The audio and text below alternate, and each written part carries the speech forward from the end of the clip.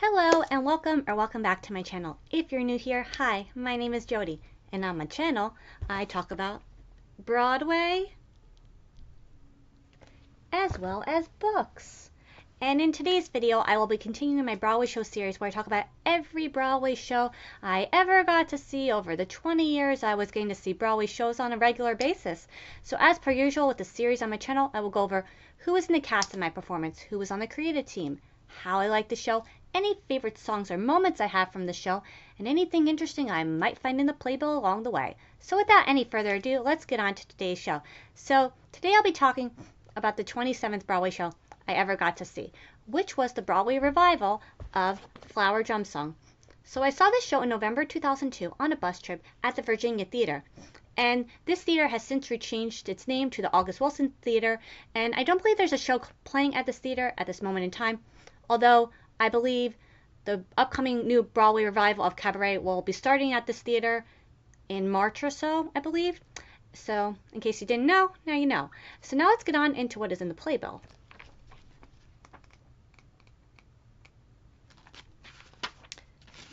So, here is the page that lists everyone involved in this production of Flower Drum Song on Broadway. And then next up is the headshots of the whole entire cast, the lead and supporting performers, as well as the chorus standbys and understudies.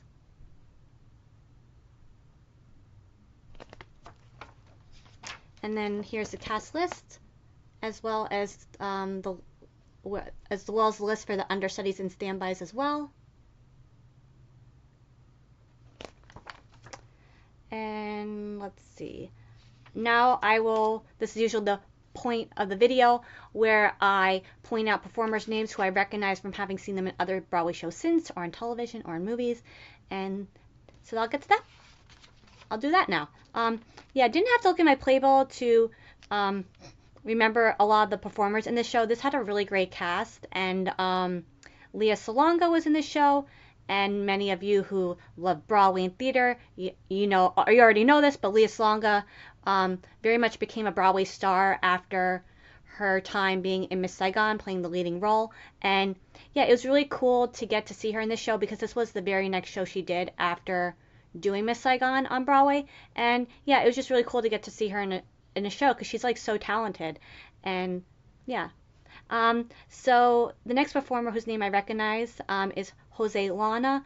I believe he played Lea Salonga's character's love interest in the show, and I don't believe I actually saw him in any more Broadway shows after my time seeing him in Flower Drum Song, although he's done several Broadway shows and theater since. He was a part of the original cast of the 25th annual Putnam Catney Spelling Bee on Broadway, as well as Here Lies Love, the recently closed Here Lies Love. Yeah, I wanted to see both of those shows, but I didn't make it to either one. But yeah, he's done a lot of theater as well. Jody Long was in this show. Sandra Allen. Who else? Telly Long. J. Elaine Marcos, who was in one of my favorite Broadway shows ever, The Wedding Singer, on Broadway. But she also was a part of the Broadway cast of Priscilla, Queen of the Desert musical that was on Broadway. And Erica Yang was in the show, and I believe she since goes by Erica Hunter now, and she's done a lot of Broadway shows since Flower Drum Song. Flower Drum Song was actually her Broadway debut, but I saw her in Rock of Ages, and I don't know if she's still in Moulin Rouge, but I know that was the last show that I saw her in. But yeah, she's done so many Broadway shows. She's really talented. And so now I'll just get on into the creative team now. How to remind myself what I talk about in this series for a second. Sorry. Yeah, Richard Rogers and Oscar Hammerstein, the very famous songwriting team, did the music and lyrics for the show. Let's see whose name I recognize. Scenic design was done by Robin Wagner, who also did the scenic design for one of my favorite shows, Saturday Night Fever on Broadway, the show that got me super into Broadway. The costume design was done by Greg Barnes. The lighting design was done by Natasha Katz. And yeah, those are the names I recognize from having seen them work on other shows since Flower Drum Song. And so now I will, go over how I like the show. So how did I like this show? Okay, so I remember I liked this show after I saw it. And I phrase it like that because, you know, this is not the first time this has happened in this series of mine where I talk about shows I've seen over the years. So, like I said, I saw this in November 2002. So a lot of time has gone by. And I only saw the show once, and I liked the show. I thought it was good. I enjoyed myself. But, you know, for shows that I liked, but I wouldn't call a favorite, I tend to forget a lot about the shows as time goes on. And the only reason that I think I remember my favorite shows more than shows that I just simply liked is because a lot of the shows that are like my all-time favorites I saw several times. So the memory of those shows is still very fresh in my mind, even after so many years of seeing those shows, because I saw them like a lot of times. So, like I said, you know, unfortunately, I get mad at myself when I can't remember a lot about the shows, some of the shows I've seen. But, you know, a lot of time has gone by, and I do remember I like the show, and sometimes it just has to be enough. You know what I mean? But, you know, if anything, looking back on the shows that maybe I remember I liked, but I don't remember a lot about, it makes me want to relearn about them. So that's kind of cool in itself. So, yeah, now I'll get on into the musical numbers, because there was one musical number. When I looked at the song list, I was like, oh yeah, I feel like that's a really famous Rodgers and Hammerstein song, and so I'll just show that musical number list now from Act 1 and Act 2.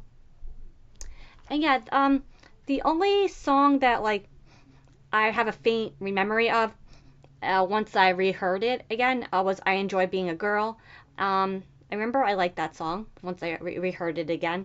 But yeah, this is a score I would like to, you know, re-listen to because I just don't remember any of the songs besides that one.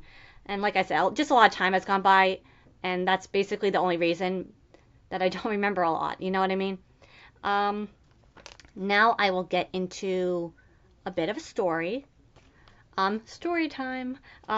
Yeah, so even though I don't remember a lot about the show itself, you know, despite that, I do remember liking the show. I do remember the show had a really amazing cast, and everyone really did give a great performance.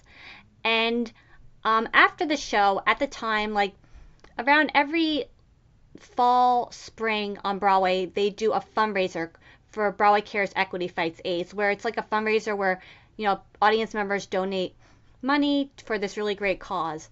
And they were doing that fundraiser when I saw this show, and I don't remember. I don't remember if you had to pay, you know, like like a little bit of money to get the signatures or not. I remember you could just they were like just like you know like they have those red buckets when you walk out of the theater, like just donate what you can. I think it might have been something like that, or maybe it was $10 or so. I don't remember them actually charging for this, but what I'm trying to get at is many of the cast members like went behind like the bar setup at the theater, and you know you could just they were just signing people's playbills and taking pictures with everyone, and it was just I've never seen that done for this. Really is the only time that I've ever experienced this for a Broadway show where they've done this inside the theater. Or usually the playbills are pre-signed.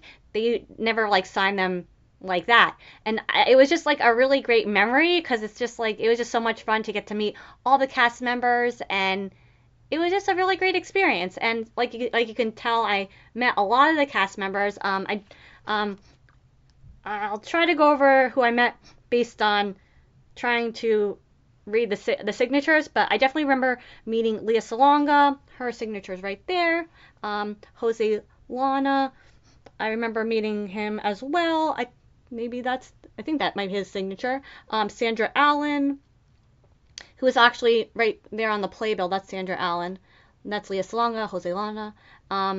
Jody Long, I remember I met her because we have the same name. I think that's her signature right there. And then I met one other person at the top. Let's see if I can figure out who I met.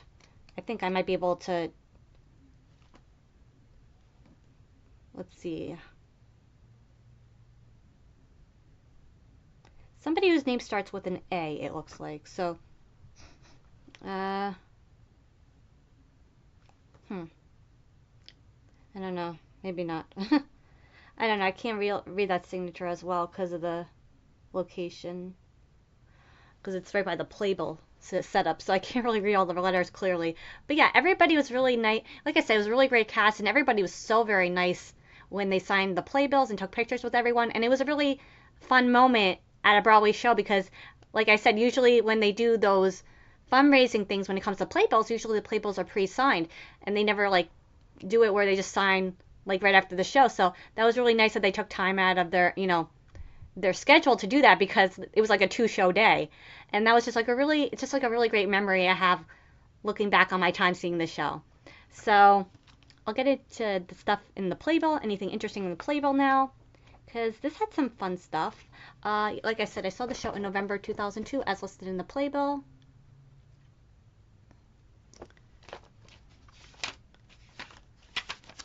And then they had an article in here about Moving Out, because Moving Out, I believe, had been on Broadway for quite some time at this point, because I believe it opened in 2000. Wait. No, maybe it just opened because it was in 2002, 2003 Broadway theater season, so maybe it had just started at this point. Yeah, probably, or was going to. I didn't reread the article, so I'm just going based on my memory. That was a great show, too. I'll eventually talk about that show. I actually saw it about a year later after, in 2003. So, quite a while to go, but did end up getting to see it on Broadway. And I had a really great time at that show, too. Okay. And then, one of the, not the next Broadway show I'm going to talk about, but I believe it's 2 Broadway shows from now. I saw a show called Dance of the Vampires, which is very well known in the theater community, I'm sure, in the Broadway theater community as a Broadway flop. But it's like a very well known one because I think it had a lot of like anticipation coming to Broadway that was going to be like a smash hit potentially because Michael Crawford, he was making like his long awaited Broadway return. And I did see the show. I'll talk about it when I get to that point of the series. But yeah, here's a whole article in here about the show and Michael Crawford, and then there's a picture, I believe, with Mandy Gonzalez and Michael Crawford. It's a rehearsal.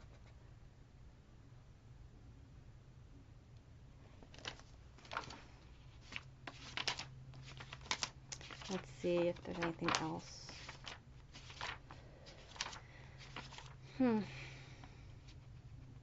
I can't remember if I showed this now. These are production photos from the show.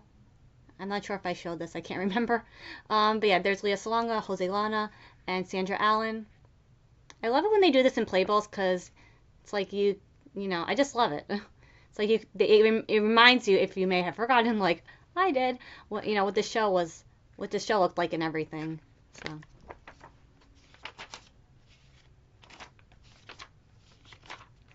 And then I never saw this show, but I totally remember when I was on Broadway because I believe Michelle Polk won a Tony Award for her time in the show.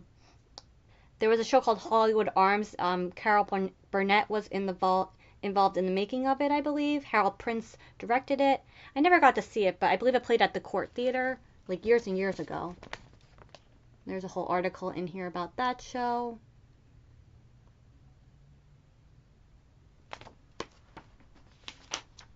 And then there's a whole article in here about Sardi's and the caricatures that, are on the wall. Believe it or not, I never have been to Sardi's. In the 20 years I was seeing Broadway shows, I always passed by it, but I never actually went in there. And it would have been pretty cool to see all the pictures on the walls, but I don't know.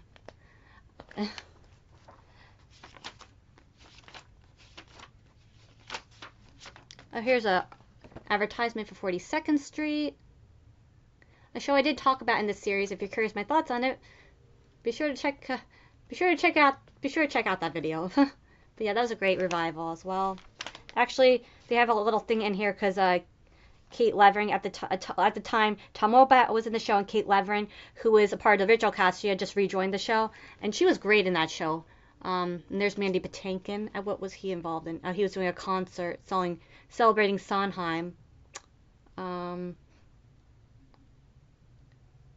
Yeah, I think that's what that's about.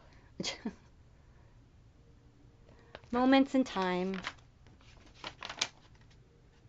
I think that might be it.